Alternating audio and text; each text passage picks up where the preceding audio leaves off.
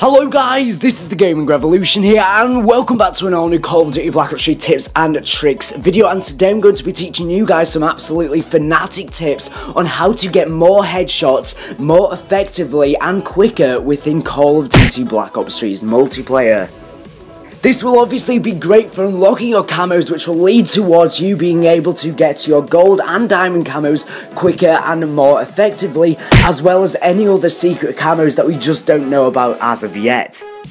Now, I have literally written down a list of about 50 tips and tricks which I am going to be producing for Call of Duty Black Ops 3. I have a ton of video ideas, and I will be trying to cover everything regarding Black Ops 3, especially multiplayer and zombies, in depth as possible. So if you're interested in knowing everything about how to become better and how to do stuff more effectively within Call of Duty Black Ops 3, then make sure to subscribe for similar content to this. Okay, so if you're aiming to try and get more headshots within Call of Duty Black Ops 3's multiplayer, the first tip of which I have is to play free-for-all. Now, I don't actually have free-for-all gameplay in the background, obviously, but free-for-all is definitely the best mode if you're trying to go about getting more headshots. And the reason for this is because it's a lot more close encounter engagements, and you're a lot more often in gunfights, and you can often also focus on single players at a time instead of multiple enemies trying to take you out. Free-for-all is definitely the best game choice to go when trying to get headshots. Furthermore, you want to be trying to go on the smallest maps as possible, so whenever you're waiting for the game to load and you have a choice on which map to pick, always try and go for the one which has closer range engagements, ones of which are quite relatively small and a high action, and you can often lead to quite high action gunfights where you're always in danger and in the action.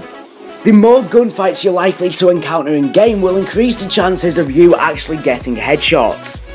But this tip is the most crucial of all, and this is coming down to which attachments you actually want to use when trying to go for more headshots. So first of all, the first attachment you definitely want to use is high caliber. This attachment increases your headshot multiplier, so headshots will be a lot quicker to kill. So with an assault rifle that may take 3 bullets to kill with a headshot, it will now take 2, or with something like the Shiva, it only takes 1 headshot to actually kill. And that's why it's so useful. It's not really useful for shotguns because usually it would kill in 1 hit anyways when hitting them on a headshot, unless they're at quite a range. But this attachment is definitely a must for SMGs and assault rifles, and definitely not snipers. You also want to be using the quick draw attachment because this will let you aim down sight quicker, so you can lock onto people's heads quicker when trying to actually aim for the head on purpose. You can lock onto the head quicker, and it will lead you to more likely to win that gunfight and therefore get the headshot.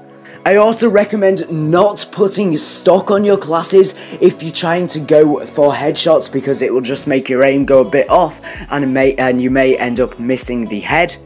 Extended mags is also a really good attachment to actually use when trying to go for headshots as well, because the more bullets you have, the more likely you're actually going to finish off the player and manage to actually earn that headshot. Say you start putting a few bullets into the head, but then miss a load of shots and end up reloading because you don't have extended mags on, that'll be a significant disadvantage. But if you've got extended mags on, it will guarantee that you're more likely to actually finish off the player and therefore earn that headshot. However, if you want to switch out extended mags for grip, that will also be a really good choice, because grip will allow you to control your recoil so you can actually aim more precisely on the heads. Now finally, I just want to say that if you're trying to go for headshots, often pre-fire around corners.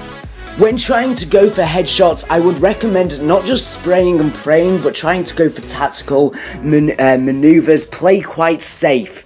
I would recommend playing more defensive rather than rushing, because you can sort of predict where you're actually going to shoot in order to get that headshot. If you're rushing, often you'll just be spraying and praying and you won't have control over where the bullets are actually going, and that's why you won't get as many headshots when rushing, but you're more likely to get headshots when playing quite defensively. Now finally, if you want to actually use awareness and dead silence, these are actually perk 3 perks. And these the perk combination actually helps to get headshots on you. Why, you may ask? Well, first of all, having dead silence means that enemy players are less likely to hear your footsteps and be able to tell where you are, so you're less likely to constantly be getting flanked by the enemies. And although this doesn't physically help you to get headshots, it can help you to stay alive for longer, and it's also less likely that the enemies will track you before you can track them. When trying to aim for headshots, the game for trying to get headshots is to be first to knowing where the enemies are. You want to have that one up over the enemies so you can predict where to shoot to try and earn those headshots.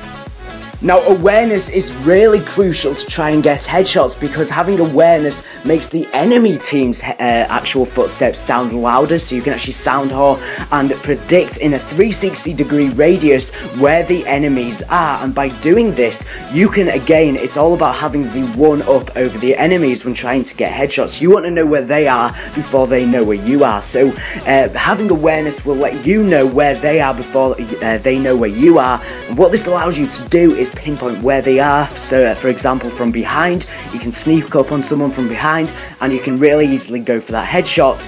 And being able to know where they are just gives you a significant advantage when trying to be sneaky and trying to get these headshots. Now this is going to conclude today's tips and tricks video.